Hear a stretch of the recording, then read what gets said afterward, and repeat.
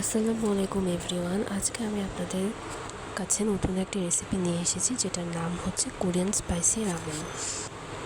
সত্যি কথা বলতে আমি কখনো রামেন বানাইনি, তবে আজকে আমি প্রথমবার রামেন বানাতে যাচ্ছি এবং সেটার জন্য আমরা প্রথমে রামেনের নুডলসগুলো প্যাকেটগুলো ছিঁড়ে সিদ্ধ বসাতে দিয়ে দিলাম এবং সেখানে যে ভেজিটেবলগুলো ছিল সেগুলোও আমরা নুডলসের সাথে অ্যাড করে দিয়েছি।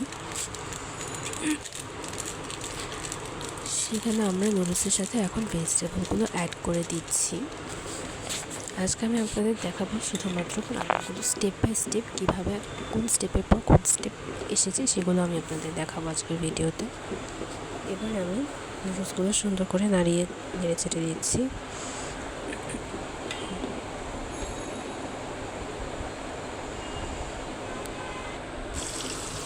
এই পর্যায়ে আমরা ভেজে নিচ্ছি কিছু পেঁয়াজ, টমেটো এবং কাঁচামরিচ, সাথে আমরা ডিম অ্যাড করে সেটাকে পুরোপুরি ভেজে নিয়েছি।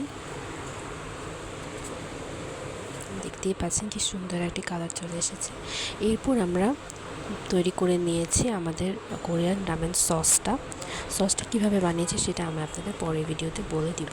এরপর আমরা সিদ্ধ করা নুডলসগুলো একটি বাটিতে নিয়ে তার উপরে আমি সসটা মিশিয়ে দিয়েছি।